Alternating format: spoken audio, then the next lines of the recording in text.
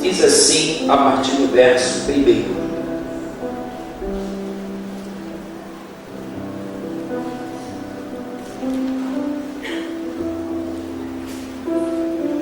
E a palavra de Samuel espalhou-se por todo Israel. Os filhos, nessa época, os israelitas saíram à guerra contra os filisteus. E eles acamparam em Ebenezer, e os filisteus em Afeque. Os filisteus dispuseram suas forças em linha para enfrentar Israel, e intensificando-se o combate, Israel foi derrotado pelos filisteus, que mataram cerca de 4.000 deles no campo de batalha. Quando os soldados voltaram ao acampamento, as autoridades de Israel perguntaram: por que o Senhor deixou que os filisteus nos derrotassem? E acrescentaram: vamos a Siló buscar a arca da aliança, a arca da aliança do Senhor, para que ele vá conosco e nos salve das mãos dos nossos inimigos. Então mandaram trazer de Siló a arca da aliança do Senhor dos exércitos, que tem seu trono entre os querubins. E os 2 filhos de Eli, Ofni e Finéias, acompanharam a arca da aliança de Deus. Quando a arca da aliança do Senhor entrou no acampamento, todos os israelitas gritaram tão alto que o chão estremeceu. Os filisteus, ouvindo os gritos, perguntaram: o que significa todos esses gritos no acampamento dos hebreus? Quando souberam que a arca do Senhor viera para o acampamento, os filisteus ficaram com medo e disseram: deuses chegaram ao acampamento, ai de nós, nunca nos aconteceu uma coisa dessas, ou uma coisa dessa. Ai de nós, quem nos livrará das mãos de deuses poderosos? São os deuses que feriram os egípcios com toda espécie de pragas no deserto. Sejam fortes, aí diz o texto: sejam fortes, filisteus, sejam homens, ou vocês se tornarão escravos dos hebreus, assim como eles foram escravos de vocês. Sejam homens e lutem. Então os filisteus juntaram e Israel foi derrotado. Cada homem fugiu para a sua tenda. O massacre foi muito grande. Israel perdeu 30.000 homens de infantaria. A arca de Deus foi tomada, e os 2 filhos de Eli, Ofni e Finéias, morreram. Naquele mesmo dia, um benjamita correu da linha da batalha até Siló, com as roupas rasgadas e terra na cabeça. Quando ele chegou, ele estava sentado em sua cadeira, ao lado da estrada. Estava preocupado, pois o seu coração temia pela arca de Deus. O homem entrou na cidade, contou o que havia acontecido, e a cidade começou a gritar. Eli ouviu os gritos e perguntou: o que significa esse tumulto? O homem correu para contar tudo a Eli. Eli tinha 98 anos de idade, e seus olhos já estavam imóveis. Ele já não conseguia enxergar. O homem lhe disse: acabei de chegar da linha de batalha, fugi de lá hoje mesmo. E Eli perguntou: o que aconteceu, meu filho? O mensageiro respondeu: Israel fugiu dos filisteus, e houve uma grande matança entre os soldados. Também os seus 2 filhos, Ofni e Finéias, estão mortos, e a arca de Deus foi tomada. Quando ele mencionou a arca de Deus, ele caiu da cadeira para trás ao lado do portão, quebrou o pescoço e morreu, pois era velho e pesado. Ele liderou Israel durante 40 anos. Sua nora, mulher de Finéias, estava grávida e perto de dar à luz, quando ouviu a notícia de que a arca de Deus havia sido tomada e seu sogro e seu marido estavam mortos. Entrou em trabalho de parto e deu à luz, mas não resistiu às dores de parto. Enquanto morria, as mulheres que a ajudavam disseram: não se desespere, você teve um menino. Mas ela não respondeu nem deu atenção. Ela deu ao menino o nome de Cabote e disse: a glória se foi de Israel, porque a arca foi tomada, e por causa da morte do sogro e do marido. E ainda acrescentou: a glória se foi de Israel, pois a arca foi tomada. Vamos Vamos ter uma palavra de oração. Querido Pai, no precioso nome de Jesus, obrigado pela tua palavra que foi lida. E com a ajuda do Espírito Santo, nós iremos elucidar que o Senhor possa envolver o nosso coração, pois hoje é um culto onde o teu povo está reunido, para que nós possamos refletir, Senhor, acerca da glória que nos fez revelar, o que estamos fazendo dela, como devemos conduzir esta glória revelada a nós, manifestada a nós. Fala-nos de uma maneira audível, para que entendamos o que tu tens para nós, que o Senhor possa por mais uma vez me ajudar, para que eu seja fiel naquilo que o Senhor quer falar a cada um de nós. Eu oro pedindo a tua graça, da tua unção e da tua sabedoria, em nome de Jesus. Você pode dizer para o seu irmão: Deus tem uma palavra poderosa para nós. Eu estava hoje pela manhã orando aqui no nosso culto de oração, e normalmente quando a gente está aqui em oração, eu sempre, nesse altar, eu pergunto para Deus qual é a mensagem que Ele quer falar. Nós sabemos que todas as vezes que Deus nos fala, não necessariamente as coisas ruins estão acontecendo, porque Deus também tem uma maneira preventiva de nos falar. Quando Deus falou com o sacerdote Eli, e por conta disso, Deus nos deu um tema que nós vamos discorrer sobre ele. O tema é a glória de Deus revelada. Você pode recitar comigo pelo menos uma vez? Vamos lá. A glória de Deus revelada. Entendamos uma coisa: a glória de Deus, ela foi revelada, sobre o povo judeu, principalmente na sua estada no deserto, face a saída do Egito e a marcha para a terra de Canaã, uma terra que Deus prometera e que Deus agora estava cumprindo a promessa que fez aos seus filhos.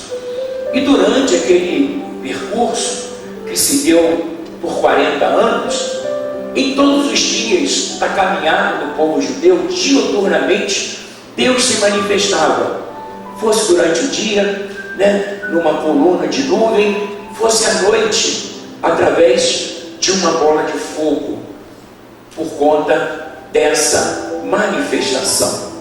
Era nítido e notório, não só entre o povo judeu, mas em razão daquela grandeza da noite, da grandeza do dia, porque humanamente falando, ninguém poderia suportar o calor do dia, nem o frio da noite no deserto, se Deus não estivesse no acampamento. O povo vizinho, todos que cercavam Israel, sabiam, que Deus habitava no meio do seu povo. No momento da leitura, eles dizem os deuses dos israelitas, porque era muito comum naquele período, a visão politeísta, muitos deuses. Só que Israel era um povo monoteísta, um só Deus. Diga, um só Deus, um só Deus, o Criador de todas as coisas. Como se isso não bastasse, a bola de fogo à noite e a coluna de nuvem durante o dia, Deus agora traz uma revelação para Moisés, que ele deveria fazer uma arca, denominada Arca da Aliança, aonde seria tipificada a glória de Deus no meio do seu povo. E Israel, todas as vezes que saía para a batalha, era comum Israel, quando estava ameaçado, levar a arca como um símbolo da presença de Deus, E nesse momento que Israel vai à guerra contra os filisteus, Deus já vinha falando há muitos anos, que Deus vinha ministrando a Eli. Eli era o sacerdote de então, e Eli tinha 2 filhos, Ofni e Finéias, que faziam coisas que Deus abominava, que faziam coisas que Deus não concordava, que faziam coisas que Deus repudiava. Deus não pode abençoar o que Ele repudia. Diga isso para o irmão.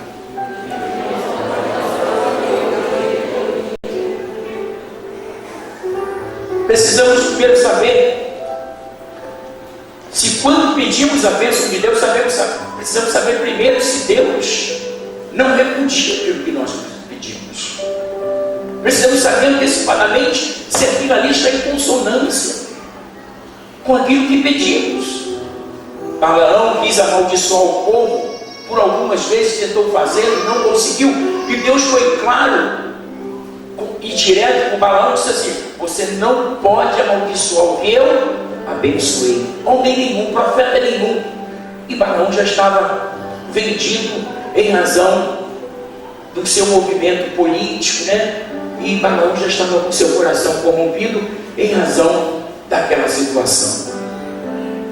Pois bem, Deus vinha falando de uma forma que eu vou chamar de exaustiva.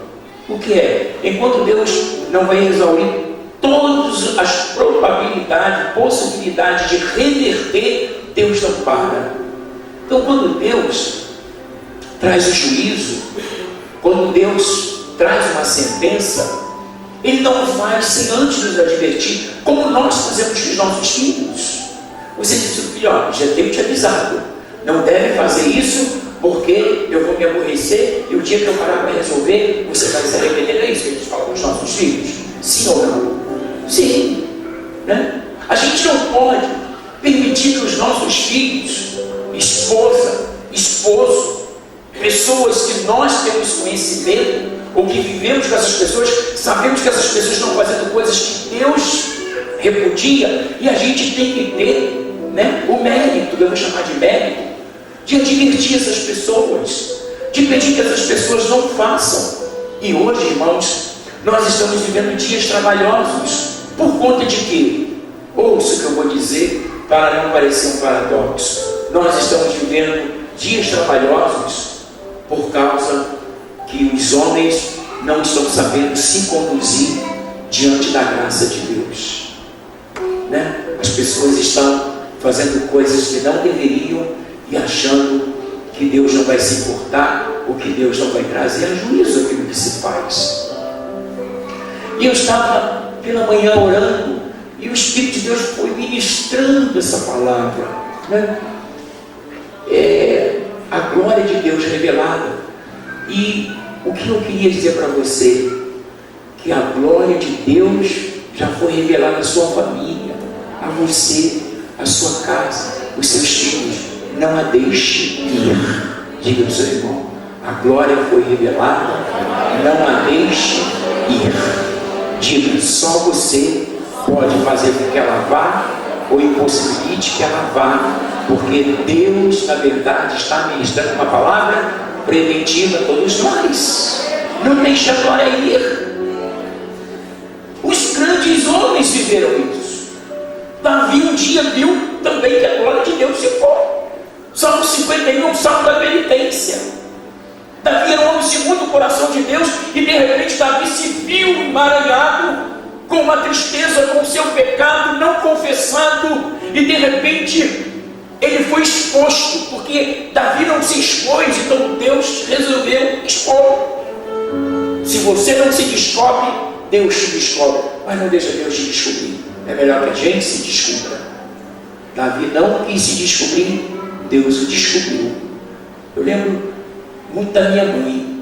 Quando a gente fazia coisas que eu queria, a gente achava que ela tinha esquecido. E eu, como um garoto assim, meio levado, eu tomava meu banho, deixava escurecer, deixava ficar bem tarde. Tomava meu banho e ia para debaixo do edredom, e ela esqueceu.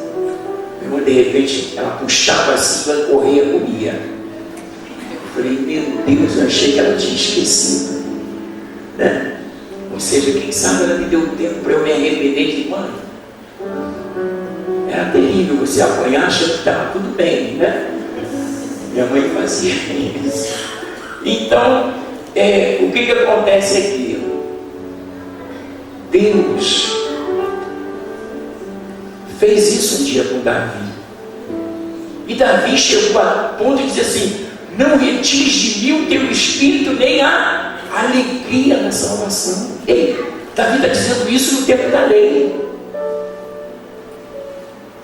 seja, no tempo da lei, Davi já sentia a alegria da salvação, porque a graça veio antes da lei, porque ela foi revelada a Abraão. Em ti serão benditas todas as famílias da terra, e Deus o faz lá em Gênesis 12. A lei começa em Êxodo 12, mas Deus lá em Gênesis 12 já está chamando Abraão, ou seja, a graça veio antes da lei. Então a alegria da salvação é algo que Deus sempre quis para nós. A lei seria a maneira de Deus nos disciplinar, trazer coerência naquilo que nós fazemos, porque Paulo diz que o aguilhão do pecado é a lei. É a lei que diz para nós assim, ó, isso é pecado, você não deve fazer. E ele diz que o aguilhão do pecado é o quê? A morte. O aguilhão do pecado é a lei, e o aguilhão da lei do pecado é a morte. Aí Davi, naquele momento da sua penitência, ele está pedindo a Deus que tenha misericórdia dele. E agora, nesse momento de Eli, o que Deus queria? Que Eli fosse mais enérgico, que Eli fosse muito mais por Deus do que pela sua casa. Deus quer que você seja mais por Ele do que pela sua casa. É difícil isso, é difícil, eu sei, mas é necessário, porque quando você toma as dores de Deus, Ele toma também as suas. Diga isso, irmão. Quando você toma as dores de Deus para trazer correção sobre aqueles que estão errados, Deus toma as suas dores para corrigir quem pecou contra você. São princípios que Deus estabelece. E o que a gente está vendo nesse período do tempo da graça? Exatamente essa falta de concordância, de sincronia. Se nós não cuidarmos, nós vamos achar que tudo pode. Porque hoje, diferentemente da lei, que a lei, a punição vinha instantaneamente, e hoje Deus separou um dia para nos pedir conta. Eu queria muito que a gente nunca tivesse o entendimento que a glória de Deus se foi. É terrível, é angustiante. Porque o Senhor me deu? Não, eu já pastoreei pessoas que disseram assim: se eu pudesse comprar um tempo e um espaço, eu faria tudo diferente, pastor. Eu perdi isso, citando, e eu vendo a angústia daquela pessoa querendo ajudar, né? No gabinete, e não foi uma, nem duas, foram muitas vezes que as pessoas se perderam na sua caminhada. Você pode abraçar o seu irmão com todo o gesto de amor e dizer assim: ó, não se perda na sua caminhada, porque você estava perdido e foi achado. Né?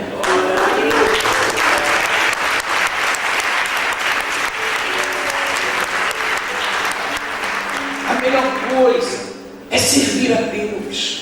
A melhor coisa é você se impor e dizer para as pessoas: isso não está certo, isso não está errado, isso está errado, isso entristece o coração de Deus, isso aí eu não vou comungar, isso aqui é abominável a Deus. Sabe por quê? Porque Deus quer uma posição nossa e Ele não fez. O povo foi para a guerra contra os filisteus e eles perderam 4.000 homens. Deus está dizendo: ó, tem alguma coisa errada, não insista. Tem alguma coisa errada, não insista. Isso eu não vou trazer pormenores porque o tempo não permite, mas se você caminhar alguns capítulos atrás, você vai ver que um profeta chegou para ele e disse para ele: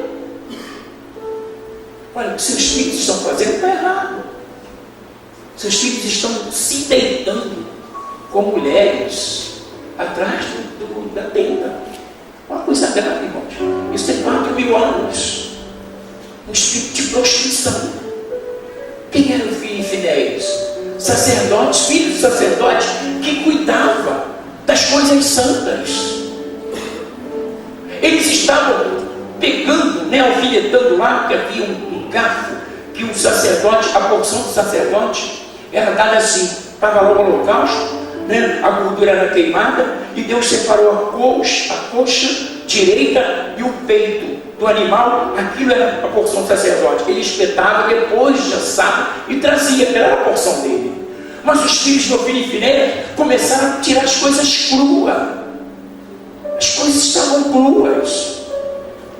E eles diziam para a pessoa que cuidava lá do, vou chamar de panelão: olha, não, mas ainda tem que queimar a gordura é do Senhor. Não, se você não der, a gente vai tirar na marra. Isso 4.000 anos atrás já acontecia isso, irmãos. Ouça o que eu vou dizer: os homens mudam, mas os espíritos são os mesmos. São demônios que se propagam de geração em geração para inviabilizar que eu e você entremos no céu. Seja firme e constante, sempre abundante, porque o teu trabalho, a tua vigilância não é vão no Senhor. Ela tem uma recompensa. Você pode aplaudir você mesmo?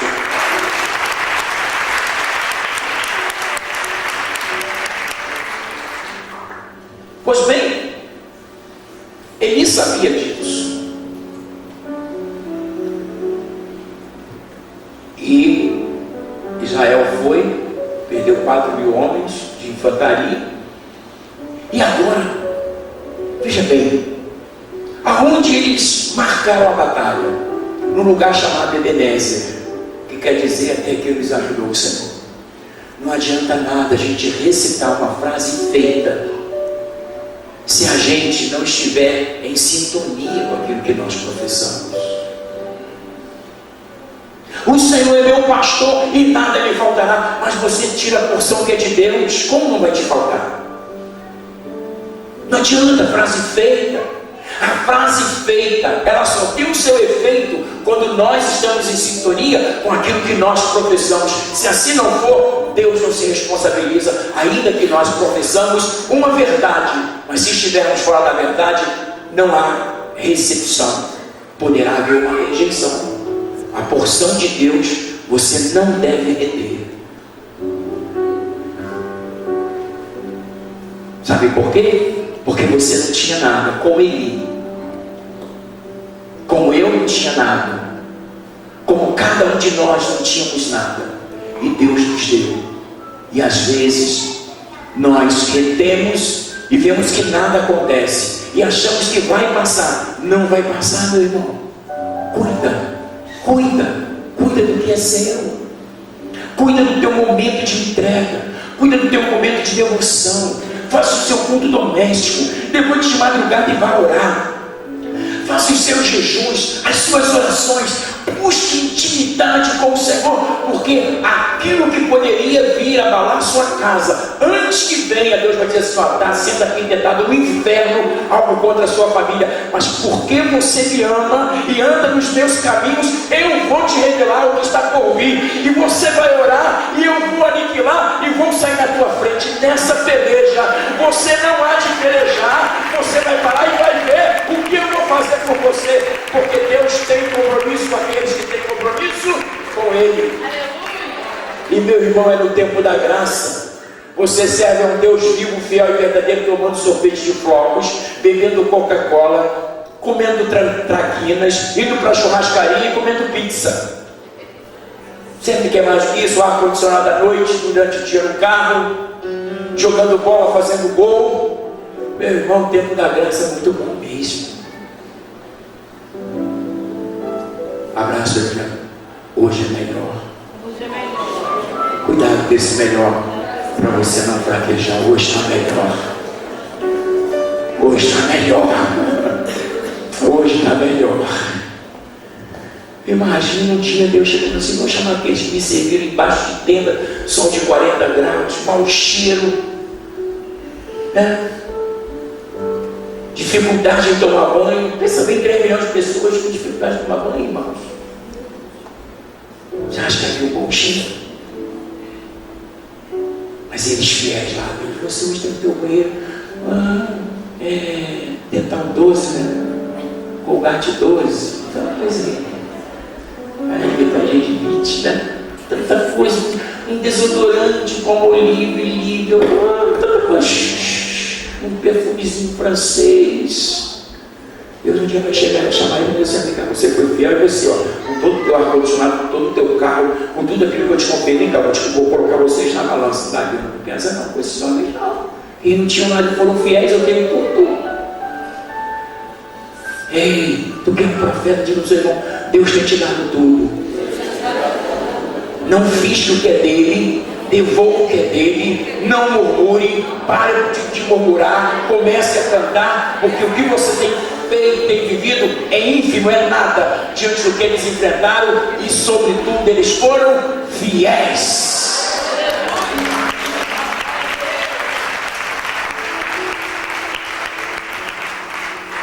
Quando eu entro no meu ar-condicionado, deito na minha cama, aquele fresquinho, eu não pensei em Abraão, que enfrentava aquelas tendas, tem como dormir sem ajoelhar? Senhor, muito obrigado, Senhor. Meu pai não tinha isso, eu vivia em tenda, eram peregrinos. Eu tenho uma casa, rua 22, quadra 77, lote 25. Meus irmãos, por favor, se eu e você não formos fiéis nessa geração, o que há de vir? O que há de ser? Você está comigo? Deixa eu dar um treino, isso aqui é para nós. Tá bem? Deixa eu concluir cada hora. Aí, 4.000 homens foram vencidos, mortos. Eles mandam chamar a arca, mandam pegar a arca. Quem iria conduzir a arca? Quem estava responsável pela presença de Deus? Quem era? O filho e fiéis. Eles estavam reprovados. Como alguém reprovado vai conduzir aquilo que é santo?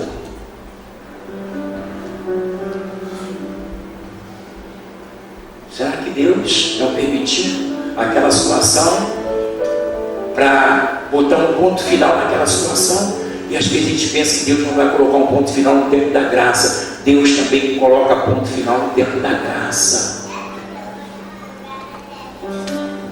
Eles vão levar a arca, e o povo que estava na guerra, o povo inocente, o povo que foi ministrado, o povo que estava lá fazendo a vontade de Deus, né? Inocente nas suas guerras, levando lá 2 desabilitados, 2 com falta de inteligência, com falta de temor a Deus, e acham que pelo simples fato de conduzirem a arca, eles seriam poupados. Não, meus irmãos.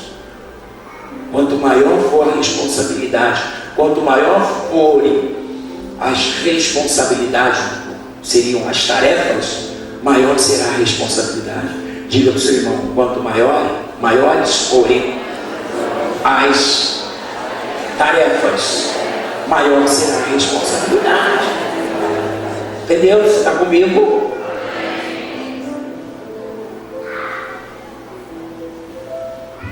Os talentos. Um recebeu 5, outro 2 e outro 1. O que recebeu 5, granjeou 5, trouxe 5, 100%. O que granjeou 2, recebeu 2, granjeou mais 2, 100%. Recebeu 1 e enterrou. Veja bem, diante do que recebeu 5, olha só como ele foi reprovado. Aí, eles trouxeram a arca. A arca foi trazida.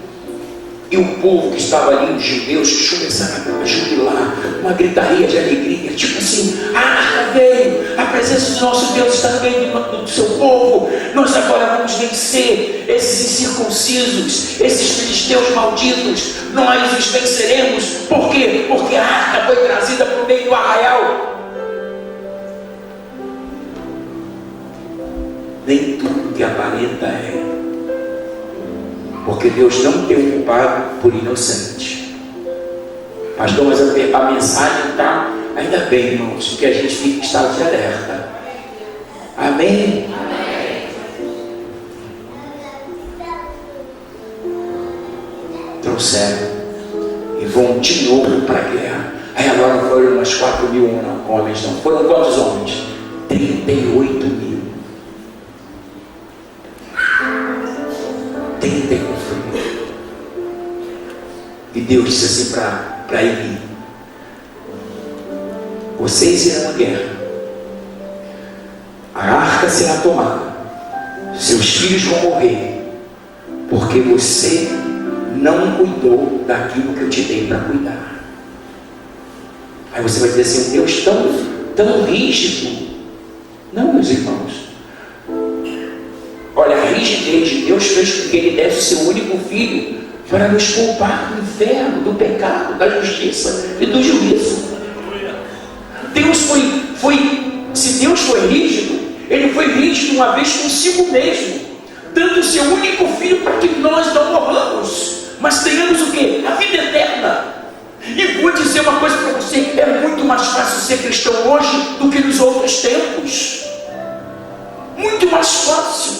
Ou seja, não pegue a facilidade para abrir alguns precedentes, aonde você um dia vai responder por eles. Pegue o tempo da graça e vai ser feliz, homem. Salomão diz assim, ó, vá, come com alegria o seu pão e beba o seu vinho. Era naquele tempo, tá, irmãos? Não fermentado, não com álcool. Pastor, trouxe uma mensagem, tu sabes. Vai, come com alegria o teu pão e beba com alegria o seu vinho, pois o Senhor já sabe cada das suas obras. Deus está dizendo assim, olha, eu vi vocês, está tudo bem, você pode me servir. Vou dizer uma coisa para vocês, irmãos, nesse tempo da graça, Deus não vai ser Cristo se não for preciso for, porque assim como eu não sou rígido com os meus filhos quando eu não devo ser, porque há um senso. Ou vocês acham, ou nós achamos, que não há um senso de responsabilidade, de coesão no Deus que nos fez e nos deu a inteligência e a sabedoria para nos conduzir diante dele. Deus não é rígido, Deus é justo, e Deus não pode negar a sua justiça.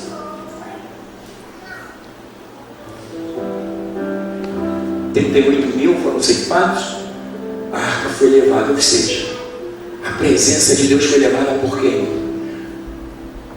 Ou aquilo que simbolizava, a glória de Deus, porque o diabo nunca vai levar a glória de Deus, nenhum inimigo, mas aquilo que tipifica, sim. A arca tipificava Deus no meio do seu povo, tipificada, não a glória dele na essência, porque homem nenhum vai conseguir conduzir a glória de Deus. A gente não consegue deter a glória de Deus. Ela é revelada, ela é dada, ela gratuitamente, voluntariamente Deus deu a você a sua glória. Diga para o seu irmão, se você está você está do lado de uma pessoa que um dia Deus confiou a ele a sua glória. Você é o tabernáculo de Deus entre os homens. Você e eu conduzimos a glória de Deus. E quando esse tabernáculo passar para a eternidade, Deus não vai deixar de existir. Esse tabernáculo foi, mas Deus permanece fiel. Deus permanece fiel. Os filisteus então levam aquilo que tipificava a glória de Deus no meio do seu povo. É levado. Um homem consegue se livrar daquele momento, corre para ele com seus 98 anos, já com seus olhos obscuros, corpo, né? Sentou-se à entrada da cidade. E a notícia foi essa. Ele perguntou: meu filho, o que houve no campo de batalha? Ele disse: a arca da glória de Deus foi tomada, os seus 2 filhos morreram, e 38 mil, totalizando 42 mil homens, foram dizimados. E ele sabia que Deus deu tanto tempo para corrigir aquilo. Aonde o Senhor entendeu isso? Quando Deus traz Samuel, para Samuel crescer e aprender. Ou seja, passaram-se anos. Eu vou arriscar, eu acho que quase que uma década. E ele sabia, existem coisas em nós que precisam ser reparadas. Existem coisas em nós que precisam ser deixadas. E a gente só vai deixar certas coisas se houver um arrependimento. Você pode dizer isso para o irmão? Só vai haver se houver um arrependimento. Então o que Deus fez? Deus foi lá e tratou exatamente isso. Aí a glória agora foi levada, e ele, em razão daquela notícia, ele leva um susto, ele morre. A sua nora, esposa de Finéias, estava grávida ainda, em trabalho de parto, e ela agora está morrendo, e as parteiras dizem: anima-te, nasceu um menino. E ela, consequentemente, não ia suportar, e ela disse: coloca o nome do menino Icabode, que significa e foi-se a glória de Deus, porque nós a deixamos ir.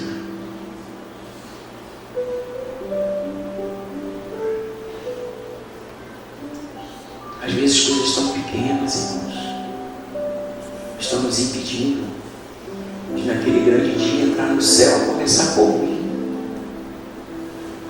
Às vezes coisas tão mesquinhas, coisas que não deveria mais nos influenciar, continua lá nos aprontando, nos influenciando, e a gente não consegue ser fiel, ser justo, ser verdadeiro, ser honesto. A gente muitas das vezes vai começar em mim, né? Que preciso a cada dia estar em estado de alerta, porque eu estou conduzindo a minha casa, e Deus só vai me dar outras famílias para eu conduzir, se eu conduzir primeiro a minha família. Se eu não tiver um bom governo na minha casa, eu não vou ter a casa de Deus. Esse é um princípio que Deus estabelece. Seja você, seja no teu casamento, seja no teu relacionamento, seja você enquanto servo de Deus, enquanto obreiro chamado, enquanto dizimista, enquanto ofertante, ou seja, foram coisas que foram feitas ali dentro do tabernáculo, que algumas pessoas pensavam: isso aqui Deus não vai se importar, e tirando a parte, até a gordura que deveria ser queimado, os filhos de Eli estavam tirando aquela porção de Deus.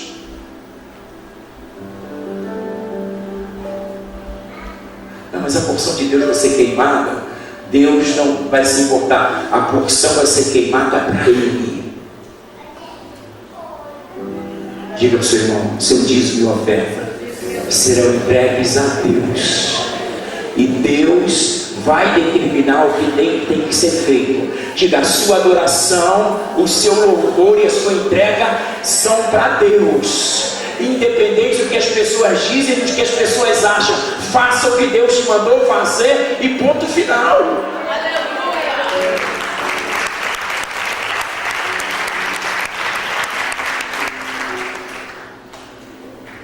É isso que a gente faz às vezes.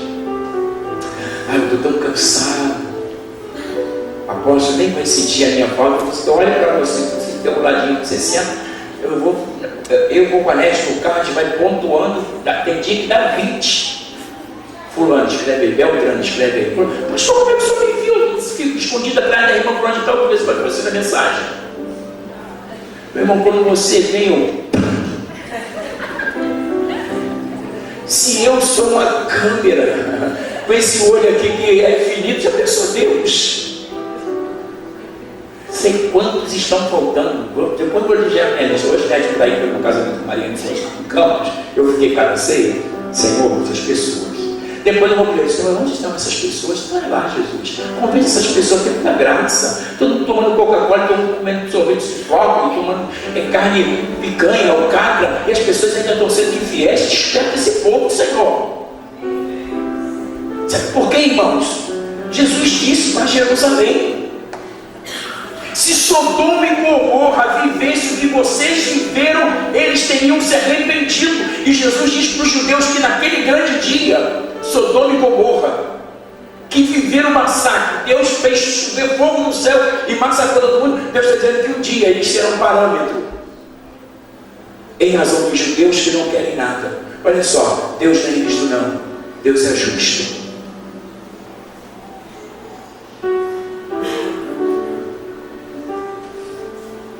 Vocês estão indo aí? Então abraça o Senhor, que esse Deus não é rígido, Ele é justo. Se você for fiel, Ele vai te dar além do que você pensa. Ele vai te levar a lugares que o seu pé nunca iria, que a sua condição financeira nunca iria.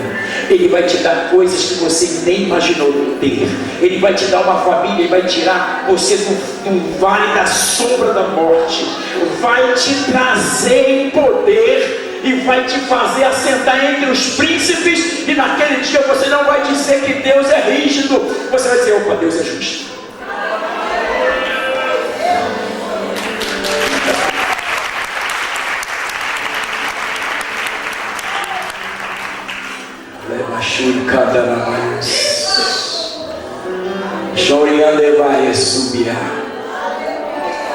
Vamos melhorar. Você pode ficar de pé. Eu quero um exército em nome de Jesus. Levante a sua mão direita e diga assim comigo: Pai, Tu és justo, porque Tu és santo.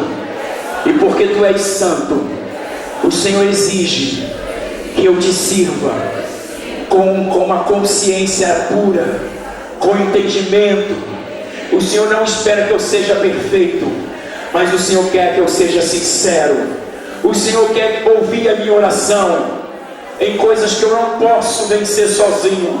O Senhor há de lutar por mim, mas eu também sei nesta noite que o Senhor vai me dar coisas que eu nunca pensei ter, que o Senhor vai me honrar na terra dos mortais. E os homens saberão que eu te sirvo quando o Senhor me exaltar nesta terra. Por isso, ó Deus, diga: por isso, ó Deus, nesta noite eu quero reavaliar as minhas ações e te pedir perdão por cada pecado cometido por mim, por pensamento, por palavra e ação. Eu me arrependo, eu me posiciono e eu quero me quebrantar diante do Senhor e te peço: Deus, eu tomo para mim que esta palavra foi preventiva e o Senhor me dá tempo para eu corrigir. Eu me comprometo em corrigir. Não retire de mim a alegria da salvação e não permita que a tua glória se vá da minha casa, e não permita que a tua glória se vá do meu casamento, e não permita que a tua glória se vá da minha vida, e não permita que a tua glória se vá da igreja. Não permita que a tua glória se vá do meu chamado, e não permita que a tua glória se vá daquilo que eu entendo, porque a tua glória foi revelada a mim, homem mortal, e eu quero ser o guardião, eu quero andar contigo, eu quero viver cada sonho e quero pregar a tua palavra. Eu quero ser um profeta dessa geração, em nome de Jesus. Em nome de Jesus.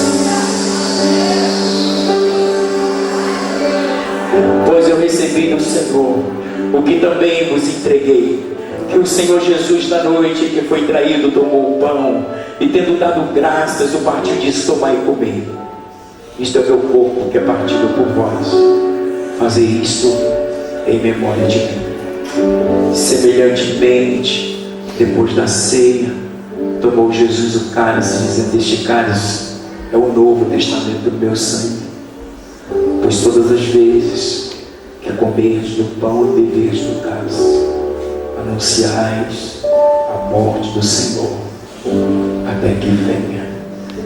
Pai, eu quero orar pelo pão, Senhor, que já está aqui antes mesmo de nós chegarmos.